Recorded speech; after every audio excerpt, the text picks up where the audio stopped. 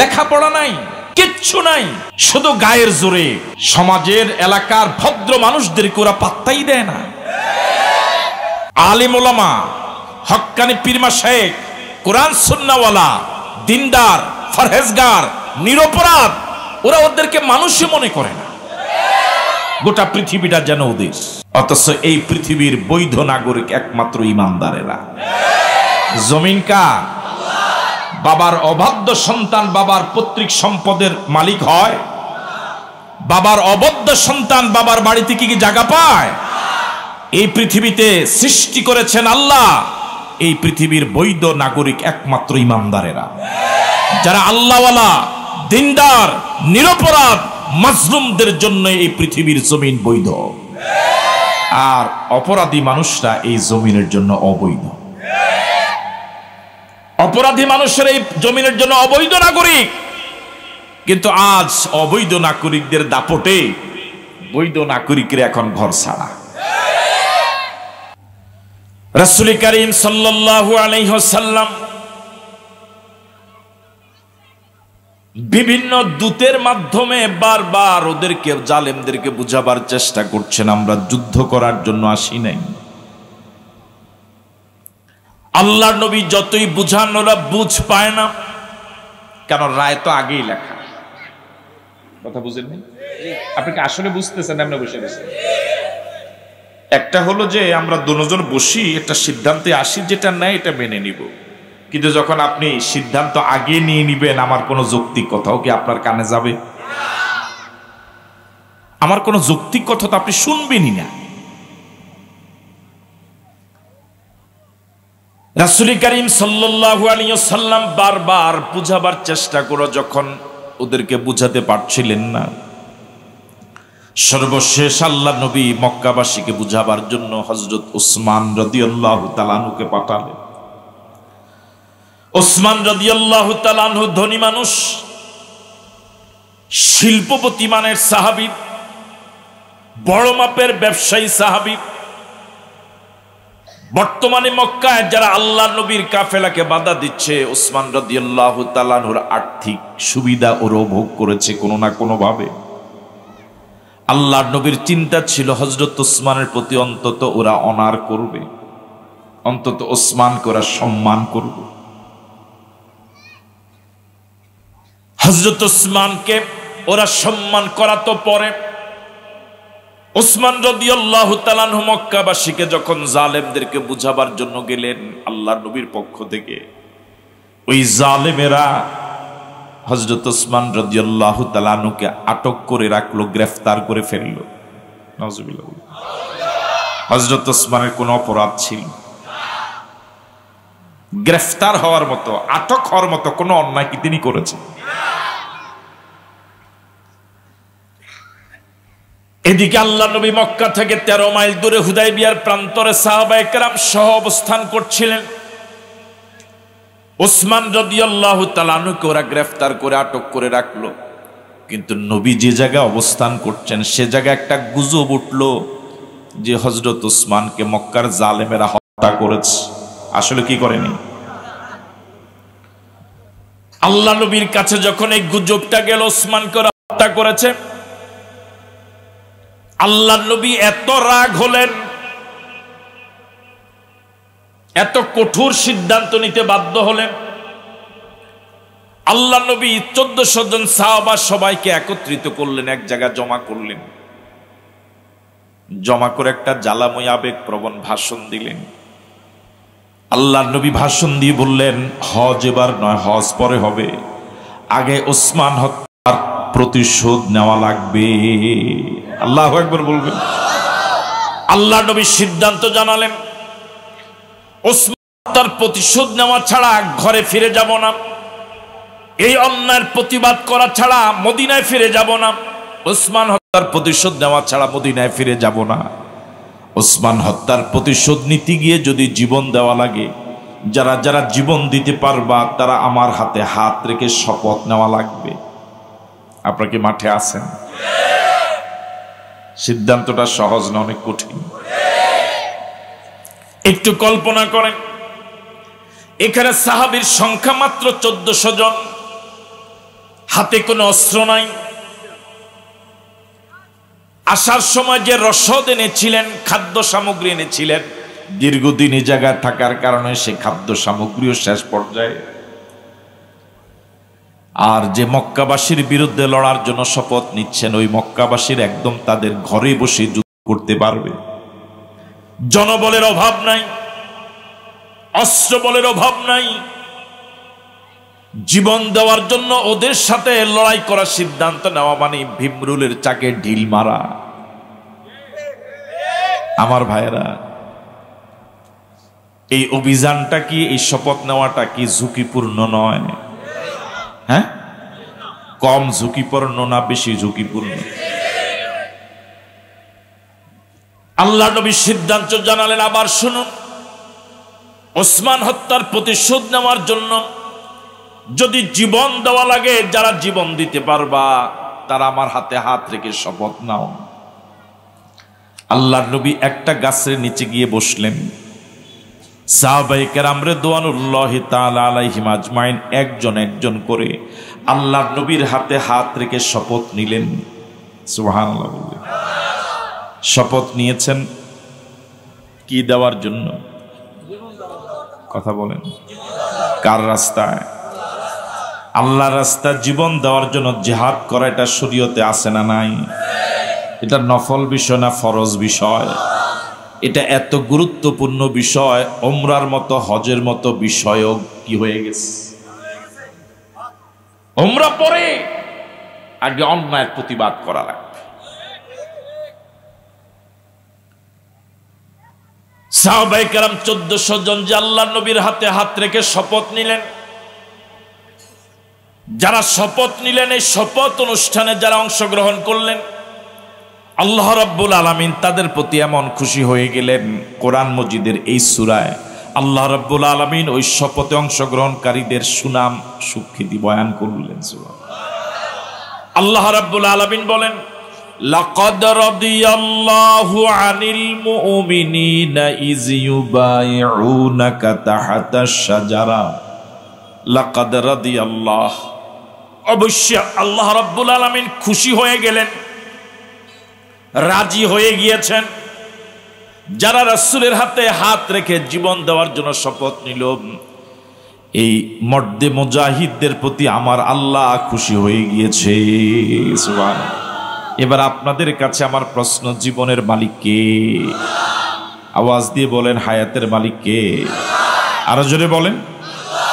আল্লাহর দেওয়া এই জীবন আল্লাহর পথে যদি দেওয়া যায়, এটার নাম মরণ নয়, এটার নাম জীবন। ঠিক নয় কি? ইমানদার মরে একবার, মুনাফিক মরে বারবার। ইমানদার মরে একবার, মুনাফিক মরে বারবার। আজকের এই মানুষগুলোর মাঝে, এই অসংখ্য আল্লাহর বান্দাদের মাঝে আল্লাহর রাস্তায় জীবন দেওয়ার মতো কিছু মুজাহিদ কি পাওয়া যাবে? দেখছেন আওয়াজ? কিছু মুজাহিদ কি পাওয়া যাবে? কাদেরকে পাওয়া যাবে? একটু হাত তোলেন তো দেখে।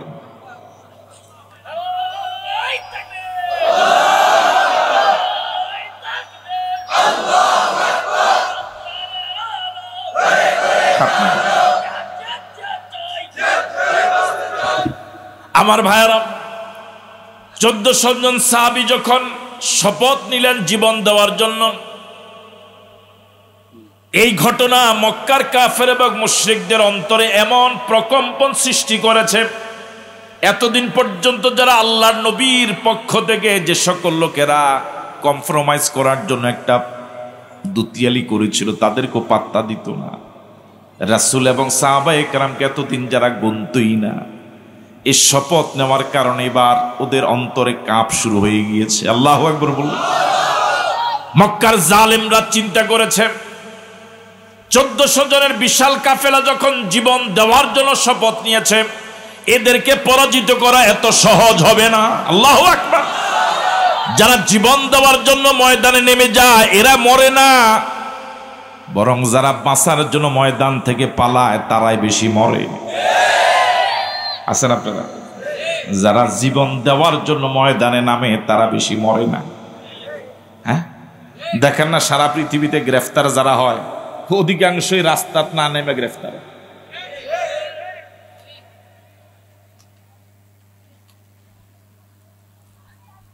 ওদের অন্তরে এমন প্রকম্পন শুরু হলো, এমন ভয় ভীতি ওদের অন্তরে সঞ্চার হলো, ওরা যে সিদ্ধান্ত নিয়েছে আল্লাহর নবীকে মক্কায় ঢুকতে দিবে না, অনুমতি দিবে না। এই অনুমতির এই ঝামেলা বর্তমান পৃথিবীতে এই নতুন নয়, অনুমতি দেওয়া হবে কি হবে না এই বিষয়ের ঝামেলা আগেও ছিল। কথা বলে না ঠিক? আপনার কি আছেন এখানে?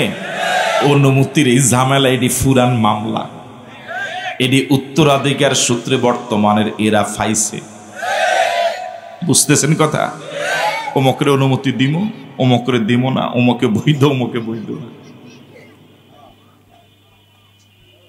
এবার মক্কার জালেমেরা সিদ্ধান্ত নিল, যারা জীবন দেওয়ার জন্য শপথ নিয়েছে ওদেরকে পরাজিত করা সম্ভব নয়। এই জন্য তারা সিদ্ধান্ত নিয়েছে যে কোনো মূল্যে মুহাম্মদের সাথে একটা কম্প্রোমাইজ করা লাগবে, একটা চুক্তিতে আবদ্ধ হওয়া লাগবে। নরম হইছে? কথা কয় না কেন? নরম হওয়া শুরু হয়েছে কেন? সাহাবায়ে কেরাম কি হয়েছিলেন? কথা কয় না কেন?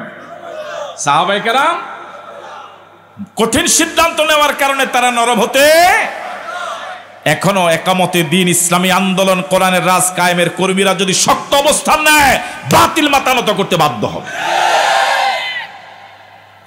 হুজুরদেরকে পাবলিক দাম দেয় না কেন? যে হুজুরে থাপ্পড় একটা দিলে হুজুরে কেউ হাত দিস না জায়গায়। হ্যাঁ, যেহেতু হুজুর যদি সাথে সাথে ধরে, আরেক বাপরে বাপরে হুজুর তো মানাতে হবে না। সুহাইল ইবনে আমিরের নেতৃত্বে মক্কার জালেমেরা, কাফের এবং মুশরিকের একটা প্রতিনিধি দল মক্কা থেকে 13 মাইল দূরে হুদায়বিয়ার প্রান্তরে আল্লাহর নবীর কাছে পাঠালো। রাসূল গেছে না তারা আসছে? নত হইছে? কথা কয় না কেন? সাহাবায়ে কেরাম যদি জীবন দেওয়ার জন্য সিদ্ধান্ত না নিতেন, নরম হইতো? হ্যাঁ, পৃথিবীর সব মানুষ শক্তের ভক্ত, নরমের জম, এটা মানুষের তবিয়ত। আপনি হুঙ্কার দিবেন, সামনে কেউ আসবে না। ওরা রক্ত মাংসের গড়া, আমরা তো রক্ত মাংসের। ওরা যে ভাত খায় আমরা তো সেটাই খাই, বরং ওরা ভাত খায় মোটা চাউলের, আমরা ফলাও খাই, ঠিক না? আপনি ফার্ম খান, আমরা দেশি মুরগি। আপনার গলার আওয়াজ আছে, আমার নাই। আপনার হাতের জোর আছে, আমার নাই।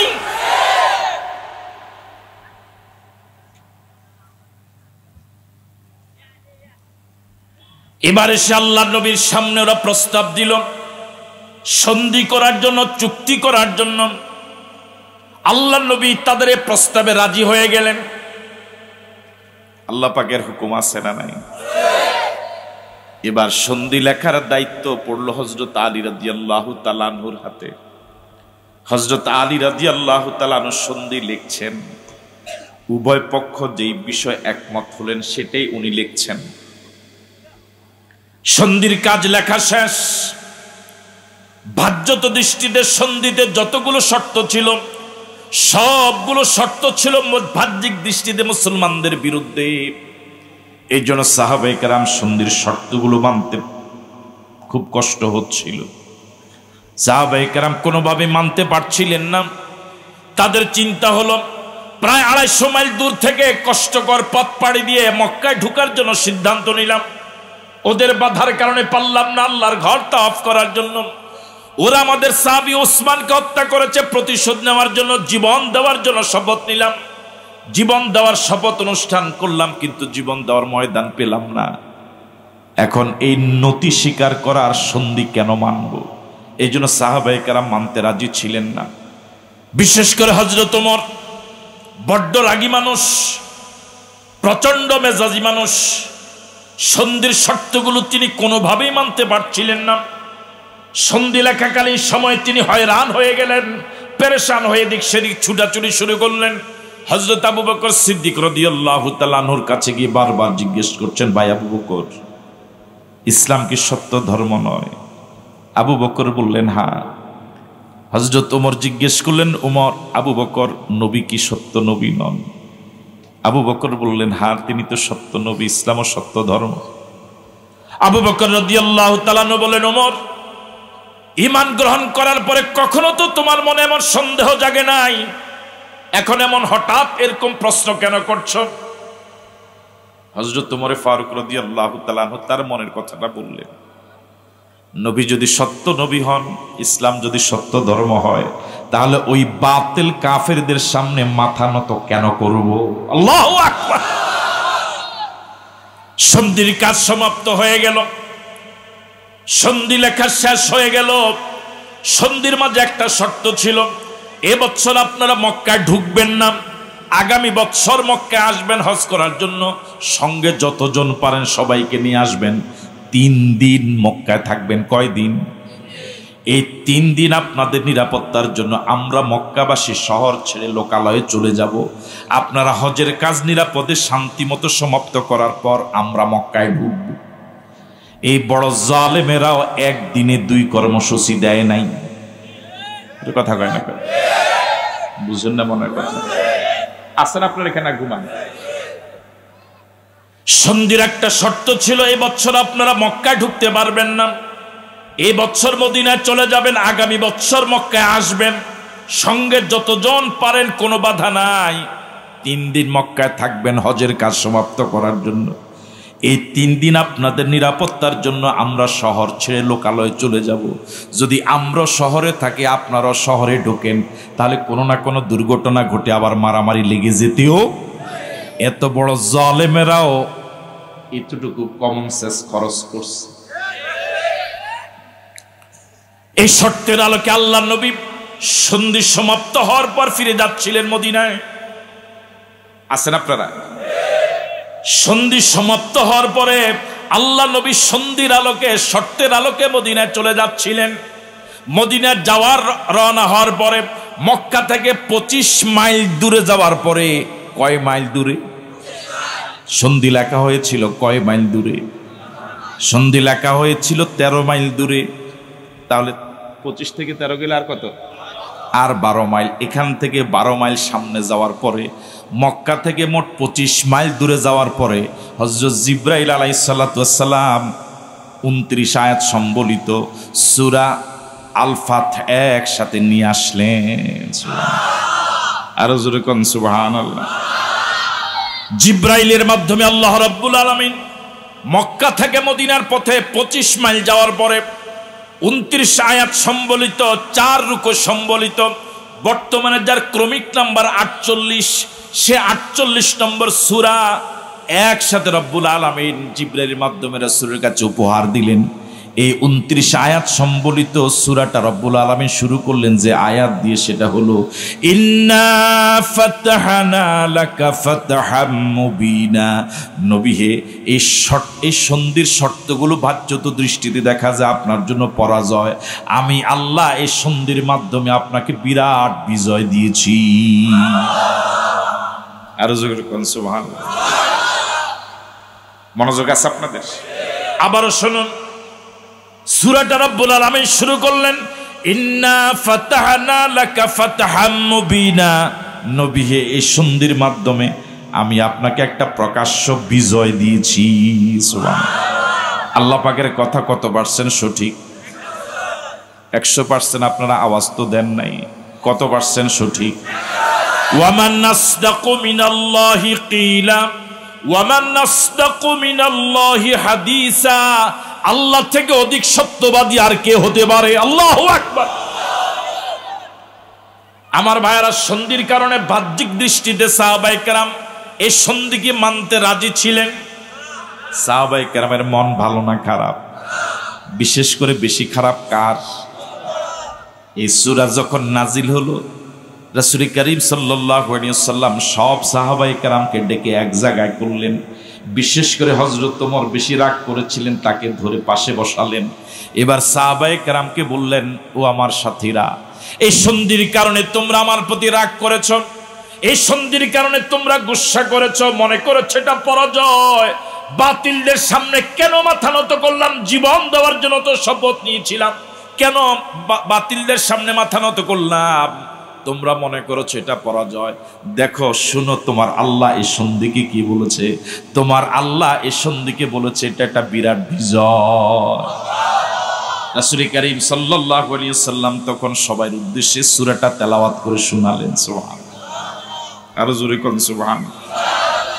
সাহাবায়ে কেরামের মন কি পরিমাণ খারাপ ছিল। সন্ধির কাজ লেখা যখন শেষ, সাহাবায়ে কেরাম, আল্লাহ নবী সাহাবায়ে কেরামকে বললেন, ইহরামের কাপড় খুলে ফেলো, পশুগুলো জবে করে ফেলো। বুঝতেছেন কথা? যেহেতু মক্কা এখন আর ঢুকার কি নাই। আল্লাহ নবী তিনবার বললেন, তিনবার সাহাবায়ে কেরামকে বললেন পশুগুলো জবে করো, ইহরামের কাপড় খুলে ফেলো। কোন সাহাবী জায়গা থেকে লড়ে না। অল্প শোকে কাতর, অধিক শোকে পাথর। সাহাবায়ে কেরাম জায়গা থেকে লড়ে না। গোটা জিন্দেগিতে সাহাবায়ে কেরাম আল্লাহ নবীর কথা শুনেছে, অথচ পালন করে নাই, আর ঘটে নাই। আল্লাহ নবী বিব্রত বোধ করলেন। ঘটনা কি? তিনবার বললাম ইহরাম খুলে ফেলো, পশুগুলো জবে করো, কেউ আমলে নিচ্ছে না। কি পরিমাণ মনে কষ্ট পেলেন, কি পরিমাণ মনে কষ্ট পেলেন। আল্লাহ নবী এই অবস্থা, বিব্রতকর অবস্থায় তার হুজরাতে গেলেন, তার তাঁবুতে গেলেন। সেদিন রাসূলের সাথে তার স্ত্রী ছিলেন উম্মে সালমা রাদিয়াল্লাহু তাআলা আনহা, উম্মাহাতুল মুমিনিন। উম্মে সালমার কাছে আল্লাহ নবী এই কথাটা বয়ান করলেন। বললেন, উম্মে সালমা, আমার সাহাবীরা আমার কথা তো শুনছে না। আমি বললাম ইহরাম খুলে ফেলো, পশুগুলো জবে করো, ওরা তো আমার কথাটা আমলে নিচ্ছে না। উম্মে সালমা কি চমৎকার জবাব দিয়েছিলেন। বলছেন, আপনি আর কিচ্ছু বলার দরকার নাই, আপনি নিজে গিয়ে আপনার ওটা আগে জবা করা শুরু করেন। আরো জোরে করেন আল্লাহ। আপনি সাহাবায়ে কেরামকে আর কিচ্ছু বলবেন না। ওনারা এত কষ্ট পেয়েছে, জালেমদের আচরণে এত কষ্ট পেয়েছে। এই জালেমদের অত্যাচারে 6 বছর আগে নিজের জন্মভূমিতে থাকতে পারে নাই। এই জালেমরা এমন কোন অত্যাচার নাই যা সাহাবায়ে কেরামের প্রতি করে নাই। ঘরে থাকতে দেয় নাই, বাড়িতে থাকতে দেয় নাই, জায়গা জমিন সব দখল করেছে, দোকানপাট সব ওরা বেদখল দিয়েছে, জন্মভূমিতে থাকতেও দেয় নাই, রাতের অন্ধকারে পালাতে বাধ্য করেছে। 6 বছর পরে আবার জন্মভূমিতে যাওয়ার যে কি বিরাট আবেগ, আবেগ তো কাজে লাগাতে পারলো না। কষ্ট পাওয়া তো স্বাভাবিক। জালেমরা মাজলুমদের প্রতি যুগে যুগে এত অত্যাচার করেছে। উম্মে সালমা রাদিয়াল্লাহু তাআলা আনহা পরামর্শ দিলেন, আপনি নিজে গিয়ে আপনার পশুটা জবে করেন। আপনি একজন লোক ডেকে নিজের মাথাকে মুন্ডিয়ে ফেলেন। রাসূল তার স্ত্রীর পরামর্শটা আমল করলেন। তিনি হুজরাত থেকে বের হলেন, কারোর সাথে কোনো কথা বললেন না, গিয়ে নিজে আগে নিজের ওঁটটা জবে করলেন। একজন লোক ডেকে মাথা কেটে মুন্ডিয়ে ফেললেন। সাহাবায়ে কেরাম এখন আর কাউকে বলা লাগে নাই, সবাই নিজের পশু জবা করা শুরু করছে। জোরে বলেন আল্লাহু আকবার। সাহাবায়ে কেরাম নিজের নাপাথা মুন্ডানো শুরু করছে। আজ আমরা ইসলামটাকে পেয়েছি খুব সহজভাবে। আমার ভাইয়ের, এই জন্য ইসলামটা আমার আপনার কাছে কোনো মূল্য নাই। আমার আপনার কাছে ইসলাম আসতে হাজার নয় লাখ লাখ মানুষের রক্ত ঝরেছে। এই পৃথিবীতে ইসলামটা রক্তের বিনিময়ে কেনা, এটা কারো বাপ দাদার দেওয়া সম্পদ নয়, ঠিক নয় কি? এটা রক্তের বিনিময়ে কেনা ইসলাম। তুমি ইসলাম বুঝো না, তুমি কপাল পোড়া।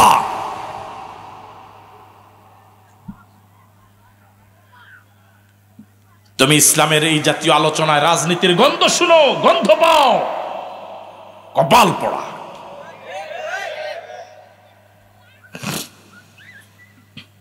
পৃথিবীর অন্য কোন ধর্মের লোকেরা তাদের ধর্মীয় বইকে গালি দেয় না। পৃথিবীর অন্য কোন ধর্মের লোকেরা তাদের ধর্মীয় নেতাদেরকে গালি দেয় না। আপনি কোন হিন্দুকে পাবেন না সে তার ঠাকুরকে গালি দেয়। আপনি কোন হিন্দুকে পাবেন না সে তার মহাভারত রামায়ণকে গালি দেয়। মুসলমান কপাল পোড়া, ধর্মীয় কিতাবের বিরুদ্ধে কথা বলে, কোরআন আইনের বিরুদ্ধে কথা বলে, ধর্মীয় উলামায়ে কেরাম হক্কানি পীর মাশায়েখের বিরুদ্ধে কথা বলে। আল্লাহ আমাদেরকে সহি বুঝ দান করুক বলি আমিন। আমার ভাইয়েরা, এবার জানা দরকার বাহ্যত দৃষ্টিতে এই চুক্তির সবগুলো শর্ত মুসলমানদের বিরুদ্ধে, কিন্তু আল্লাহ রাব্বুল আলামিন বললেন না, এটা তোমাদের জন্য পরাজয় নয়, এটা বরং তোমাদের জন্য বিরাট বিজয়। এবার আমাদের বর্তমান প্রেক্ষাপটে, বর্তমান সময়ের প্রেক্ষাপটে বোঝা দরকার যে সব পরাজয় না, অনেক পরাজয়ের ভিতরে বিজয়ও আছে। আমি কি কথা বুঝাইতে পারলাম? আমরা বাহ্যত দৃষ্টিতে যেটাকে পরাজয় মনে করি, মন খারাপ করি। ও যুবকেরা, মন খারাপ করো না, মন খারাপ করো না। এই রাত সারা জীবন রাত থাকবে না, কয়েক ঘন্টা পরে একটু দেরিতে হলো সূর্য উদয় হবে। রাত দেখে মন খারাপ করো না, সকালের সূর্য তো হাসি ফুটাবে। দুনিয়ার গাছগুলো হৃষ্টপুষ্ট হয় পানি গোড়াতে ঢাললে পরে, ইসলাম নামক গাছটা হৃষ্টপুষ্ট হয়, তরতাজা হয় শহীদের রক্ত গাছের গোড়ায় পড়লে পরে। দুনিয়ার গাছগুলো শুকিয়ে যায়, দুনিয়ার গাছগুলো পানির অভাবে শুকিয়ে যায়, একটা সময় গাছগুলো পানির অভাবে মরে যায়। ইসলাম নামক গাছটা তরতাজা হয় না, দুর্বল হয়ে যায় যদি গাছের গোড়ায় শহীদদের রক্ত যদি না পড়ে। যেই জমিনে শহীদের রক্ত পড়বে, ওই রক্ত থেকে মুজাহিদ তৈরি হবে। যে জমিনে রক্ত বেশি ঝরেছে, ওই জমিনে ইসলাম তত বেশি সফল হয়েছে। আমরা দুনিয়ার এই সাময়িক পরাজয়কে চূড়ান্ত পরাজয় মনে করে ভেঙ্গে পড়ি, মন খারাপ করে ফেলি। আল্লাহ পাক তো আমাদের জন্যই ঘোষণা করেছেন, ওয়ালা তাহিনু ওয়ালা তাহজানু ওয়া আনতুমুল আ'লাউনা ইন কুনতুম মুমিনিন। ভয় পেও না, ঘাবড়ে যেও না, হতাশ হইও না, নিরাশ হইও না। বিজয় চূড়ান্ত ভাবে তোমাদের, যদি প্রকৃতি ইমানদার হওয়া যায়। বিজয় কি বেঈমানদের না ইমানদারের? আওয়াজ দিয়ে বলেন, চূড়ান্ত বিজয় কার? এই ঘোষণা কার? আওয়াজ দিয়ে বলেন আল্লাহ।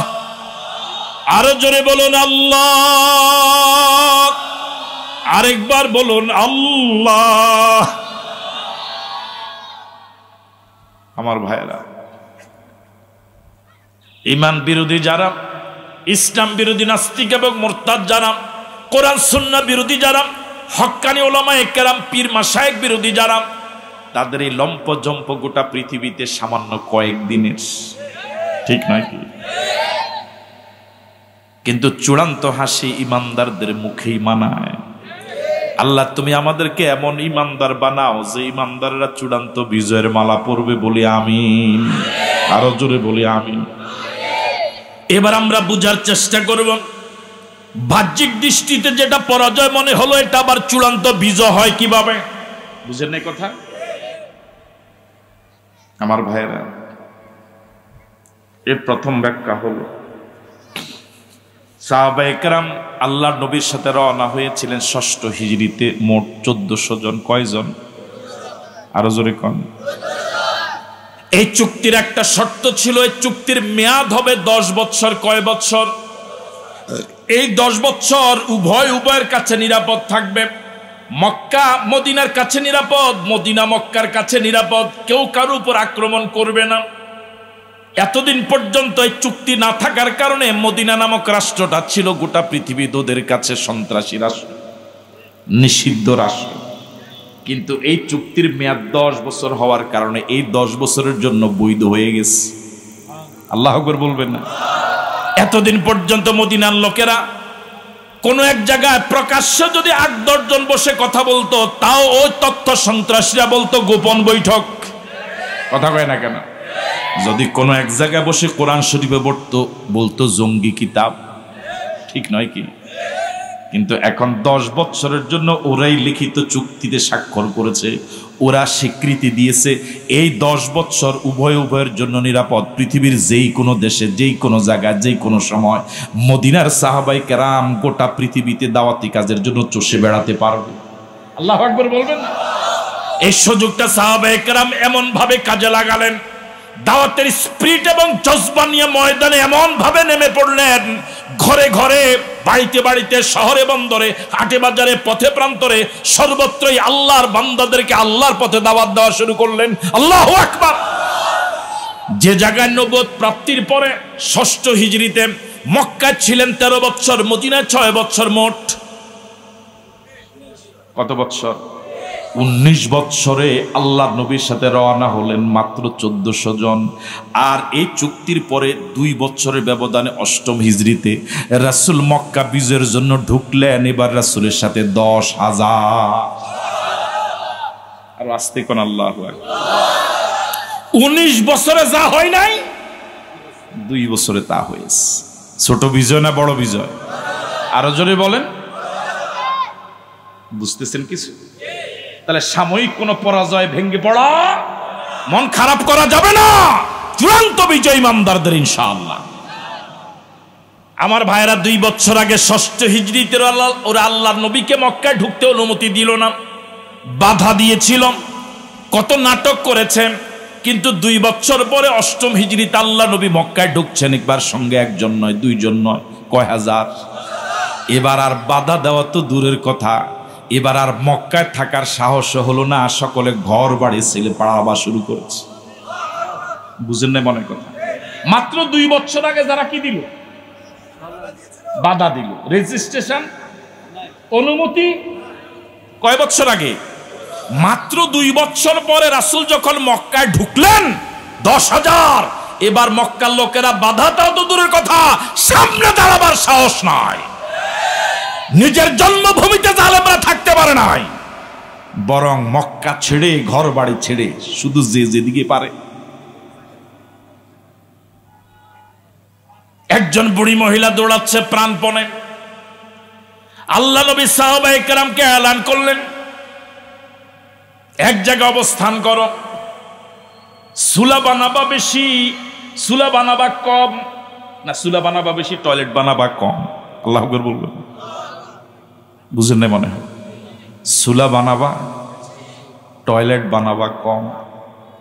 আবু সুফিয়ান তখনও কালেমা পড়ে নাই। রাতের বেলা গোয়েন্দা পাঠাইছে। কোথায়? রাসূল যে ঢুকলেন 10,000, যে কি পরিমাণ প্রস্তুতি নিয়ে মোহাম্মদ মক্কায় আসলো। গোয়েন্দাদেরকে পাঠাইছে মুজাহিদ গণার জন্য। গোয়েন্দারা দূর থেকে লক্ষ্য করে দেখে কি মানুষ গণবে, পুরা মাঠ শুধু চুলা আর চুলা। আরো আসতে কোন সুবহানাল্লাহ। আয়েশা রিপোর্ট দিল যে জাহাপনা, কি মানুষ গণবো, চুলা গণি তো শেষ। এত চুলা, চুলার সংখ্যা যেহেতু এত বেশি, কি পরিমাণ মানুষ আইছে। আবু সুফিয়ানের মেজাজ গরম, তোরে ফাটাইলাম মানুষ গুনতি, তুই গুনলি। আসলে এক সময় নেতারও মাথা গরম হয়, কর্মীরও গরম হয়। কথা কয় না? যখন সমানে মায়ের শুরু হয় তখন নেতাও পাগল। বুঝেন না মনে হয় কথা? সকালবেলা আবার গোয়েন্দা পাঠাইছে। টয়লেটের সংখ্যা কম না বেশি? কথা কয় না কেন? সকালবেলা টয়লেটের ব্যাগ হয় না এরকম কে আছে? সকালবেলায় ব্যাগ তো সবারই হয়। সকালবেলা যে গোয়েন্দা পাঠাইছে গিয়ে দেখে এক এক টয়লেটের সামনে বিশাল লম্বা লম্বা কাতার। টয়লেট তো সংখ্যা কি? হে আইয়া কয় জাহাপনা, কি মানুষ গুনবো, কাতার গুনতে গুনতে তো সকাল 10টা। এক এক টয়লেটের সামনে যে লাইন, কি রে শব্দে ফাগলে না? রাত্রে যারা ফাটাইলাম সে গনে কি, সকালে যারা ফাটাইলাম তে গনে।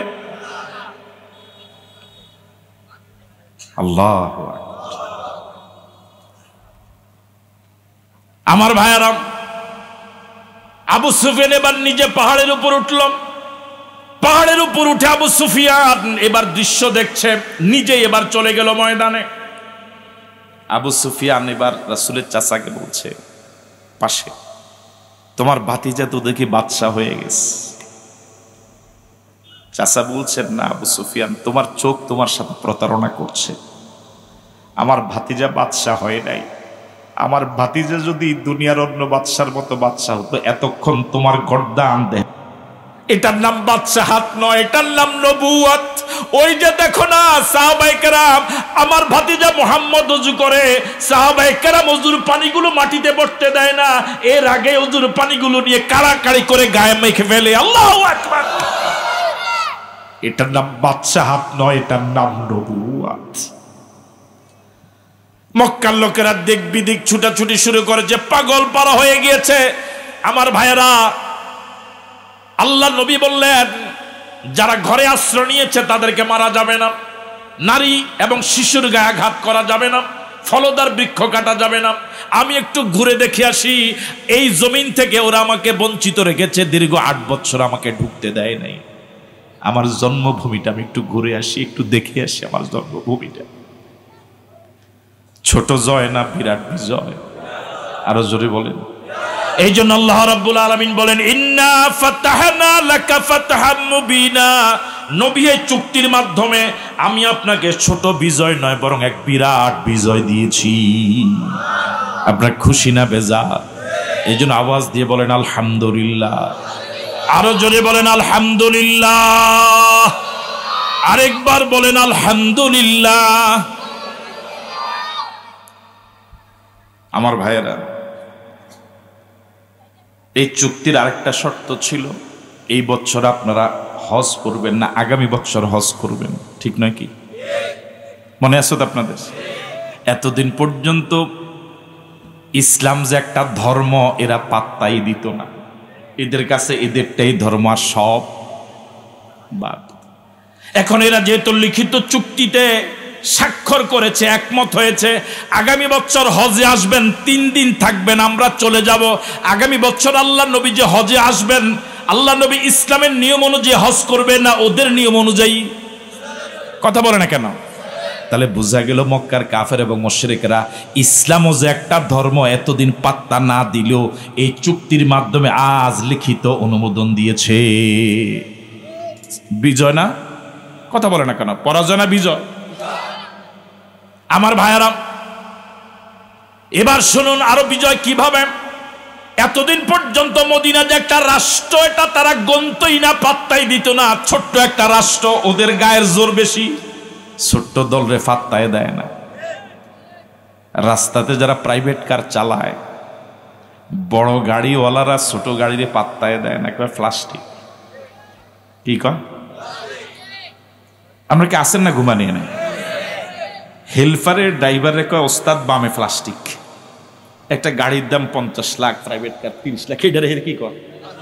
প্লাস্টিক। যে একটু বড় সে ছোটরে আর কি দেয় না, পাত্তাই দেয় না। যে বড় হুজুর হে অন্য হুজুর করে কি দেয় না, পাত্তা দেয় না। এ হচ্ছে বড় হুজুর। সব হাদিয়া তোহফা খেদমত দাব যা আছে সব বড় হুজুরের, ছোট হুজুরে বাতে পায় না। এরকম আছে না নাই? প্রধান বক্তা 80,000, আর গ্রামের যারা আছে আসর পর থেকে আসা পর্যন্ত ধরে রাখছে 200 টাকা দিয়ে বিদায়। আধা ঘন্টা পর ঠিক করেন, তাহলে না 12টা পর্যন্ত মাহফিল যাইব। বুঝতেছেন নি কথা? অথচ গ্রামের এই আলেমেরা ধরে রাখছে সে আসর থেকে শুরু করে আসা পর্যন্ত, আসার পরেও ওনাদের কোনো মাহফিল কমিটির কাছে কি নাই, বেলে নাই। বেলি আবুল হোসেন আশরাফি অনেক দামি হুজুর, বুঝেন নাই কথা? একটু বড় হইতে পারলে আর ছোটরা কোনো কি নাই, দামে নাই। যে একটু বড় নেতা হয় সে অন্য নেতা করে নেতাই মনে করে না। কথা কয় না কেন? যে ফিরের মুরিদ বেশি, হে অন্য দেশে যে আর ফির আছে এটা স্বীকারই করে না। কথা কয় না কেন? বুঝেন নাই মনে হয়। আমার ভাইয়ারা, আমেরিকা এখন একটা দেশ আছে না, এ অন্যান্য দেশের দেশই মনে করে না, মনে করে হে একাই। এতদিন পর্যন্ত মক্কার লোকেরা মদিনা রাষ্ট্রকে স্বীকারই করতো না, ছোট্ট রাষ্ট্র, প্লাস্টিক। বুঝেন না? কিন্তু আজকে লিখিত চুক্তির মাধ্যমে মদিনার সরকারের সাথে যেহেতু তারা চুক্তি করেছে, এই চুক্তির মাধ্যমে মদিনা রাষ্ট্রকে তারা স্বীকৃতি দিতে বাধ্য হয়েছে। আল্লাহু আকবার বলবেন না? এই জন্য আল্লাহ রাব্বুল আলামিন বলেন, এই চুক্তির বাহ্যিক দৃষ্টিতে যদিও পরাজয় মনে হয়, আমি আল্লাহ বলছি ইন্না ফাতাহনা লাকা ফাতাহাম মুবিনা, এই চুক্তির মাধ্যমে আমি এক বিরাট বিজয় দান করেছি। আরো জোরে কোন সুবহানাল্লাহ। আমার ভাইয়ারা, এই চুক্তির সবচেয়ে কঠিন যে বিষয়টা ছিল, একটা কঠিন শর্ত ছিল, সে শর্তটা হলো এই, একটু মনোযোগ ভালো না থাকলে শর্তটা বুঝে আসবে কম। একটা কঠিন শর্ত ছিল যেটা সাহাবায়ে কেরামের মানা বেশি কঠিন ছিল, সেটা হলো এই, মক্কা থেকে কোন লোক ঈমান এনে যদি মদিনায় যায়, রাসূল তাকে এই মুসলমানকে রাখতে পারবে না, মক্কার কাছে ফেরত দিতে হবে। কিন্তু মদিনার কেউ যদি মক্কায় পালাইয়া যায়, মক্কার সরকার তাকে মদিনার সরকারের হাতে তুলে দিতে বাধ্য নয়। বুঝেন নাই মানে কথা? একেবারে সহজভাবে বলি, মক্কা থেকে যদি কেউ মদিনায় আইয়ে, বুঝতেছেন কোত্থেকে আসলো, কোথায়, কি নিয়া? ইসলাম গ্রহণ করে মক্কা থেকে যদি কেউ মদিনায়, তাহলে রাসূল তাকে রাখতে পারবে না, বরং মক্কার জালেমদের হাতে তুলে দেওয়া। কিন্তু মদিনা থেকে যদি কেউ পালাইয়া মক্কায় যায়, নিয়ম তো ছিল তাকেও কি দেওয়া লাগবে, ফেরত দেওয়া লাগবে, কিন্তু তাকে আর মক্কার লোকেরা ফেরত দিবে না। এটা মানা সহজ না কঠিন? এই শর্তটা যখন লেখা হচ্ছিল, ওই মক্কার কাফের বা মুশরিকদের পক্ষ থেকে প্রতিনিধি দলের যে নেতৃত্ব দিচ্ছিল সুহাইল ইবনে আমের, তার একজন ছেলে নাম আবু জান্দাল রাদিয়াল্লাহু তাআলা আনহু, তিনি মক্কায় ঈমান এনেছিলেন। এই অপরাধে মক্কার জালেমেরা তাকে গ্রেফতার করেছে, প্রতিদিন রুটিন মাফিক তাকে নির্যাতন করে, নির্যাতনে পুরা শরীর রক্তাক্ত জখম হয়ে গেল। ওদের নির্যাতনের কবলে পড়ে আবু জান্দাল রাদিয়াল্লাহু তাআলা আনহুর জীবন যায়। একটা সময় সুযোগ বুঝে আবু জান্দাল রাদিয়াল্লাহু তাআলা আনহু ওই জালেমদের কবল থেকে নিজে ছুটে চলে আসলেন। যখন চুক্তি লেখা হচ্ছিল, ঠিক এমন সময় আবু জান্দাল এই জায়গায় উপস্থিত, হুদাইবিয়া। মনোযোগ আছে আপনাদের? ভালো করে শুনেন। একে তো সাহাবায়ে কেরামের মন এমনি খারাপ, আবার শক্ত লেখা হচ্ছে মক্কা থেকে কেউ পালাই আসলে তাকে রাখতে পারবে না। ঠিক এমন সময় আবু জান্দাল আসলেন, দেহে আঘাত আছে না নাই? জালেমদের আঘাতের চিহ্নে রক্ত, পুরা শরীরে রক্তাক্ত। রাসূল করিম সাল্লাল্লাহু আলাইহি ওয়াসাল্লাম এই অবস্থা দেখে পেরেশান হয়ে গেলেন, হয়রান হয়ে গেলেন। সাহাবায়ে কেরামও বড্ড মন খারাপ হয়ে গেল। কিন্তু আবু জান্দালের বাবা সুহাইল ইবনে আমের বলছেন না, তাকে রাখতে পারবেন না, যেহেতু শর্ত লেখা হয়ে গিয়েছে, আমাদের হাতে তুলে দেওয়া লাগবে, আবু জান্দালকে আমার হাতে তুলে দেওয়া লাগবে। ইচ্ছার বিরুদ্ধে হলেও শর্ত মানার কারণে, শর্তের আলোকে, সন্ধির আলোকে, চুক্তির আলোকে, কনফার্মাইজের আলোকে আবু জান্দাল রাদিয়াল্লাহু তাআলা আনহুকে রক্তাক্ত অবস্থায় রাসূল করিম সাল্লাল্লাহু আলাইহি ওয়াসাল্লাম জালেমদের হাতে তুলে দিলেন। এটা মানা কি সহজ ছিল না কঠিন ছিল? এখন যদি কোনো একামতি দিনের লোক এভাবে মাইর খাইয়া আইসা হুজুরের কাছে কয় যে হুজুর মাইর খাইলাম, হুজুর কয় যে আমার এখনো জায়গা নাই, এখনো যা বাড়ির যা, খুবই ডলার করলাম না, আমার ভাইয়ারাম, এই শর্তটা সাহাবায়ে কেরামের মানে এত কষ্টকর ছিল, মাজলুমেরা জুলুমের শিকার হয় মদিনা আসলে, আমরা ওদেরকে রাখতে পারবো না। কিছুদিন পরে শর্ত সন্ধি হয়ে যাওয়ার অনেক দিন পরে মক্কা থেকে একজন সাহাবী আসলেন, মুসলমান, নাম আবু বাশির। আবু বাশির মক্কা থেকে ঈমান গ্রহণ করে জুলুম নির্যাতন সহ্য করে আর না পেরে মদিনায় চলে আসলেন। কে আসলেন? আবু বাশির। বলেন না কেন? আমার ভাইয়ের আবু বাশির যখন চলে আসলেন, মক্কার জালেমেরা টের পেয়ে গেল। ওরা আবু বাশিরের পিছনে পিছনে মদিনা আসলো, আল্লাহ নবীর কাছে বলল, আবু বাশির নামক একজন লোক আপনাদের এলাকায় এসেছে, ওকে শর্তের আলোকে আমাদের হাতে তুলে দেওয়া লাগবে। রাসূল করিম সাল্লাল্লাহু আলাইহি ওয়াসাল্লাম আবু বাশিরকে জালেমদের হাতে তুলে দিলেন। জালেমরা নিয়ে যাচ্ছে মক্কায়। আবু বাশির ফাঁকে চিন্তা করলেন, মদিনায়ও জায়গা পেলাম না, আবার মক্কায় ফেরত দেওয়া হলো। মক্কায় যদি যাই, এবার তারা আগে যে পরিমাণ মারছে, এখন মায়ের আগের থেকে আরো কমবে। আওয়াজ তো বাড়ে নাই, কমবে না বাড়বে? এই জন্য আবু বাশির চিন্তা করলেন, মক্কায় যাব না, মদিনায়ও যেহেতু যাওয়ার জায়গা নাই, আশ্রয় পাবো না, মক্কায় যাব না, বিকল্প কোনো জায়গায় যাওয়া লাগবে।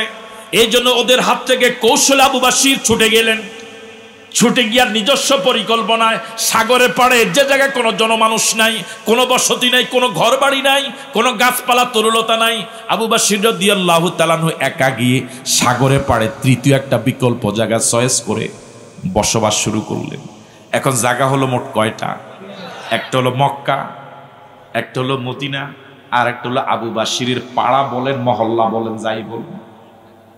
এখন মাজলুম যারাই মক্কা থেকে জুলুম নির্যাতনের মোকাবেলায় মদিনা আসার চিন্তা করে, যারাই মক্কা ছেড়ে দেওয়ার চিন্তা করে, মক্কায় আর থাকবো না, জুলুম নির্যাতন আর সহ্য হয় না, ওরা মদিনা আসার চিন্তা করার পরেও সিদ্ধান্ত নিতে পারে না, যেহেতু মদিনা আসলে পরে আবার আবু বকরের মতো আমাদেরকেও তাদের হাতে তুলে দেওয়া হবে। এই জন্য নতুন যারাই মক্কা ছাড়ার সিদ্ধান্ত নেন, তারা মদিনায় না যাইয়া ওই আবু বকরের পাড়ায় গিয়া বাড়ি করে। বুঝেন না? যে চিন্তা করে যে মদিনা যাবে, মদিনা না যায় কই গেল।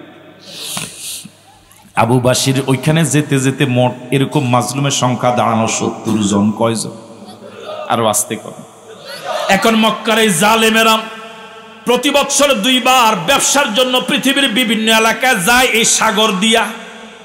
আবু বকর রাদিয়াল্লাহু তাআলা যে জায়গায় বাড়ি করলেন, ওই বাড়ির পাশে দিয়া সাগর পথে এই কাফের এবং মুশরিকেরা ব্যবসা করার জন্য পৃথিবীর বিভিন্ন এলাকায় যায়। এই 2 বছর, এই বছরের 2 বারে ব্যবসা দিয়া তাদের দেশ চলে, তাদের অর্থনীতি চলে, পরিবার চলে।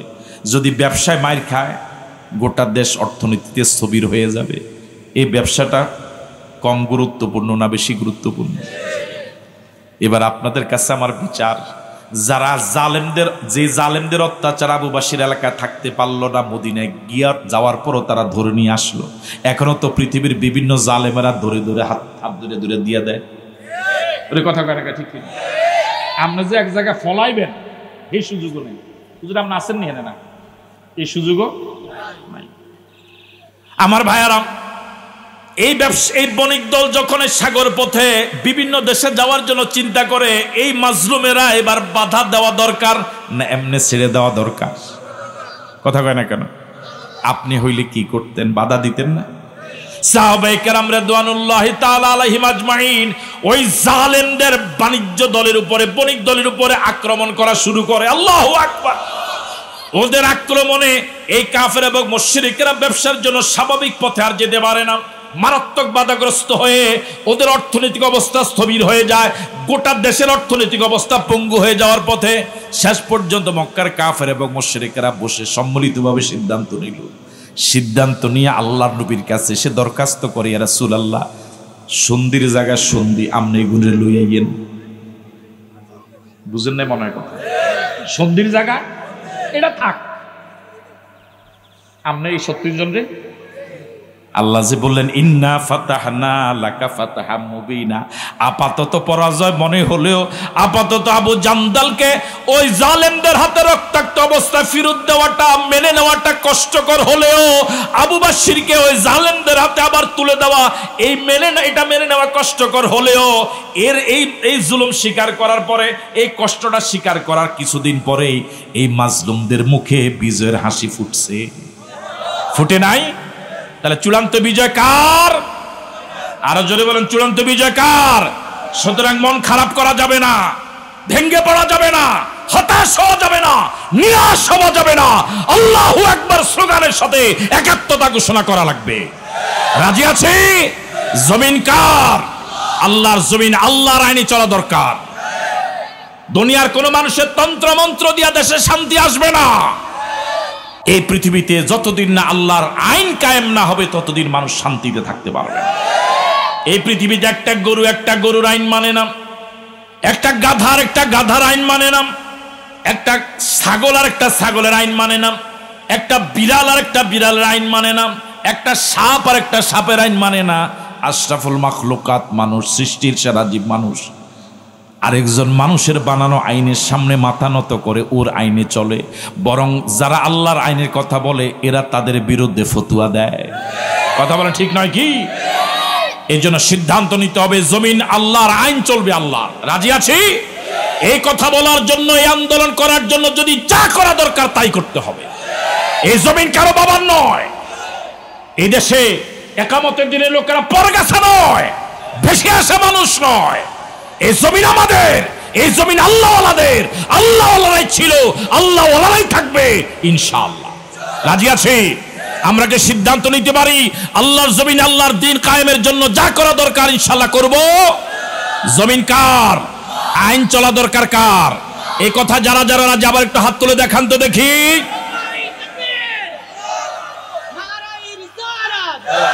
নারায়ে তাকবীর।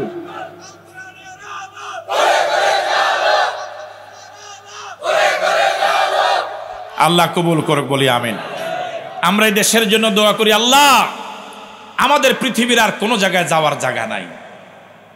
এটি আমাদের প্রিয় দেশ, এটি আমাদের জন্মভূমি। ৭১ সনে বীর মুক্তিযোদ্ধারা জীবন বাজি রেখে দেশকে স্বাধীন করে গিয়েছিলেন। আল্লাহ এই দেশটাকে তুমি আজীবন স্বাধীন রাখো। এদেশের স্বাধীনতার বিরুদ্ধে যত ষড়যন্ত্র আল্লাহ সব নস্যাৎ করে দাও। আল্লাহ স্বাধীনতার জন্য যারা জীবন দিলেন, জাতির সূর্য সন্তান বীর মুক্তিযোদ্ধা, ঈমান নিয়ে যারা কবর গেলেন, আল্লাহ সেই মুক্তিযোদ্ধাদের কবরকে আল্লাহ জান্নাতের বাগান বানায় দাও। এখনো যে সকল বীর মুক্তিযোদ্ধা জীবিত আছে আল্লাহ মেহেরবানি করে তাদেরকে তুমি দ্বীনের জন্য কবুল করে নাও। আমাদের দেশের সেনাবাহিনী, এদেশের বিজিবি, এদেশের র্যাব, এদেশের পুলিশ ভাইদের প্রতি তোমার খাস রহমত নাজিল করো। আল্লাহ জমিনকে তুমি কোরআনওয়ালাদের জন্য সহজ করে দাও। কোরআনওয়ালাদের জন্য জমিন তুমি আজাদ করে দাও। কোরআনওয়ালাদের জন্য জমিন তুমি মুক্ত করে দাও। আল্লাহ সারা পৃথিবীর মাজলুমদেরকে তুমি গায়েবী মদদ করো। আল্লাহ ফিলিস্তিনের মাজলুমদেরকে তুমি আল্লাহ ফেরেশতা দিয়ে সাহায্য করো। বদরে যেভাবে সাহায্য করো সেভাবে তুমি সাহায্য করো। জালেম ইসরায়েলদেরকে তুমি ধ্বংস করে দাও, ওদের মনোবল ভেঙে দাও, ওদের অস্ত্রগুলোকে নিষ্ক্রিয় করে দাও। পৃথিবীর মানচিত্র থেকে ইসরায়েলকে তুমি ধূলিসাৎ করে দাও। আল্লাহ আমাদের দোয়াকে তুমি কবুল করে নাও। এই মাহফিলের আয়োজন যারা করলেন, শোনার জন্য যারা আসলেন, বিভিন্নভাবে যারা সহযোগিতা করলেন, আল্লাহ পাক আমাদের সকলের জন্য এই মাহফিলকে নাজাতের উসিলা বানিয়ে দিক। আপনাদেরকে ধন্যবাদ, আয়োজকদেরকে মোবারকবাদ জানিয়ে আমার আলোচনা আমি এখানে শেষ করছি। বেদাত পরিচিতি ও বেদাতের পরিণতি, বিগত কোনো মাহফিল অবশ্যই আমি হয়তো বলেছিলাম। আমার আব্বার লেখা আমার দৃষ্টিতে একটি চমৎকার লেখা। বাংলাদেশে এই মানের দ্বিতীয় কোনো লেখা এই বিষয়ে আছে আমার জানা নাই। শিক্ষিত লোকদের জন্য, আলেমদের জন্য খুবই জরুরি আমি মনে করি। একটা বই একটু পড়েন, দেখবেন জ্ঞানের চোখ খুলে যাবে। বর্তমান সমাজের বেদাত সম্পর্কে অনেক তথ্যবহুল লেখা। স্টেজে কিছু কপি আছে, পাশে আমার গাড়ি আছে, সেখান থেকেও নিতে পারবেন। সকলকে ধন্যবাদ জানিয়ে আমার আলোচনাকে শেষ করছি। আজকের মাহফিলের প্রধান মেহমান, দেশ বরেণ্য আলেমে দ্বীন, আন্তর্জাতিক খ্যাতিসম্পন্ন মুফাসসির কোরআন, বন্ধুবর হযরত মাওলানা ডক্টর আবুল কালাম আজাদ বাশার সাহেবের গুরুত্বপূর্ণ আলোচনা শুনে আখিরি মোনাজাত করে বিদায় হবেন। আহ্বান রেখে বিদায় নিচ্ছি। আসসালামু আলাইকুম ওয়া রাহমাতুল্লাহি ওয়া বারাকাতুহু।